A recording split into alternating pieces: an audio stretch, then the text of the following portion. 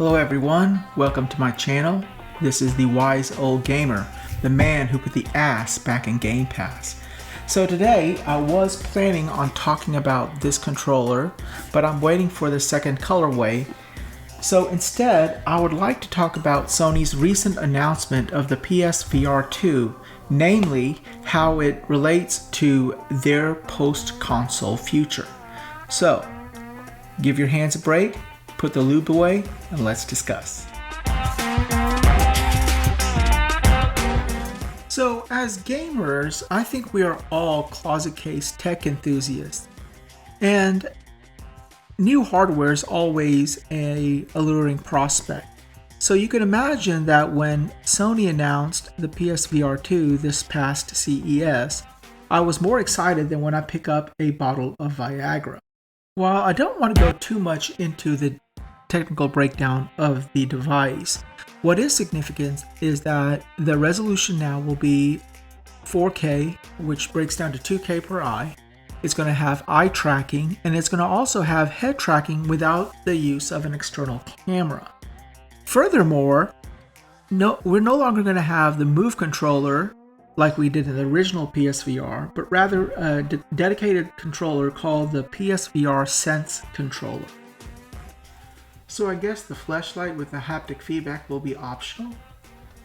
Now, some potential negatives that may be here. The first would be the price. When the original PSVR launched, it launched at $400. Now, this is upgraded tech, so it's hard for me to imagine Sony is going to go any price lower than $400. At best, we can assume that it's going to come at the same value as the original PSVR, but most likely, knowing Sony's playbook, we're looking at potentially $500 or more. Well, there goes the Pornhub subscription. So another more curious negative is that the PSVR 2 will be tethered to the PlayStation 5 via a USB-C cable.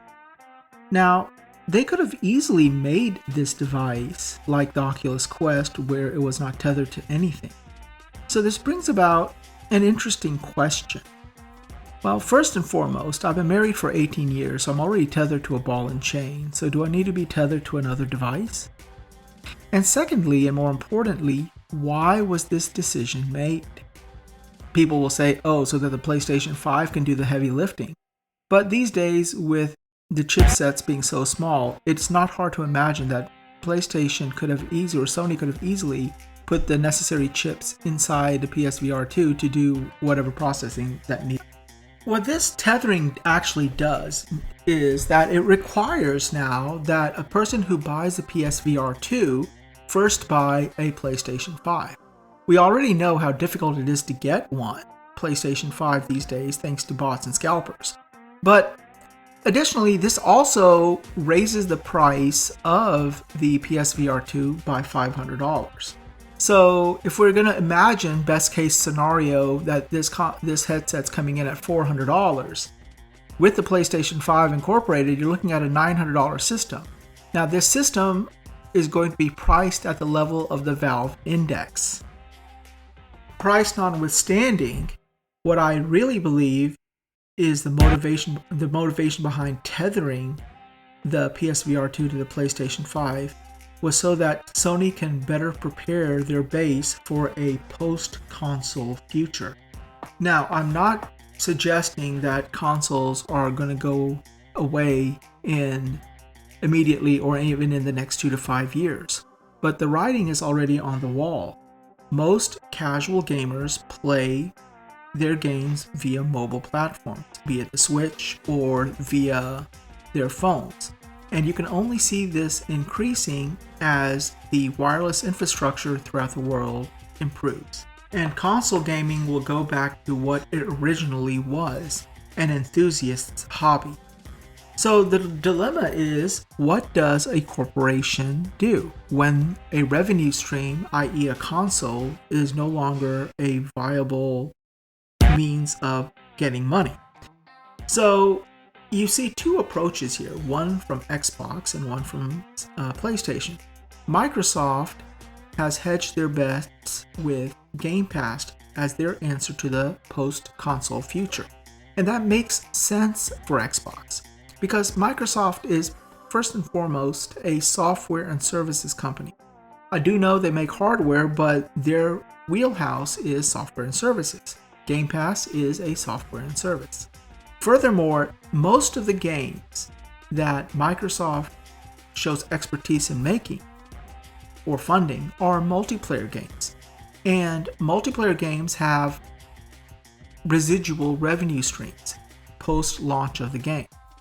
In the sense that you get the game is usually given out sometimes for free, but the money comes in via loot boxes, cosmetic changes, and DLCs. So if they're relying mostly on Game Pass, and predominantly in Game Pass are these multiplayer games that have various revenue streams that are consistently evergreen, Microsoft will constantly be able to make money even after the consoles go to and become a more niche product.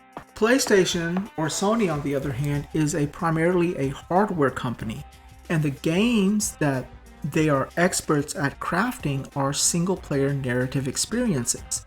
The problem with these types of games, although I love those immensely, actually more than multiplayer, is that unless there's DLC, most of the revenue generated by these games usually occur within the first month of the launch of the game.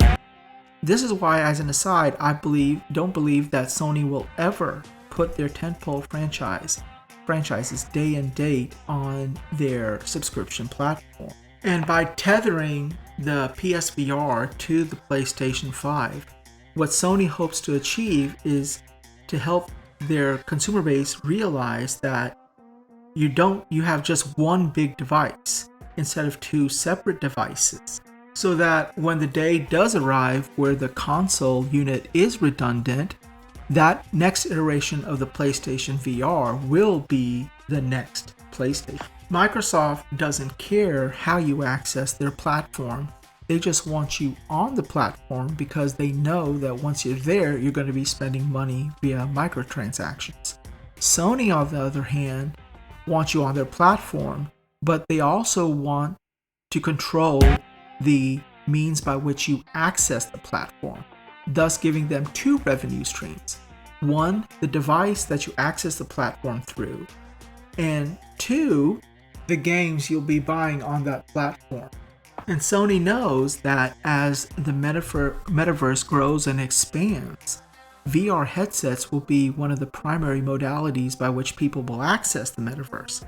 So if a family is going to buy one headset, Sony wants it to be theirs, and the offer they're proposing is enticing.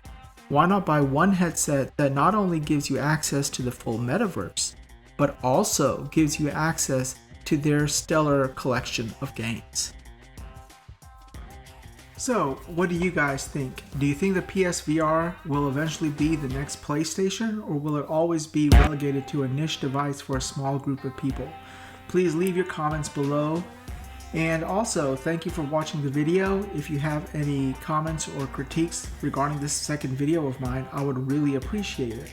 So like, subscribe, and remember, if a deaf woman gives you a hand job, it's considered a blowjob. Wise out.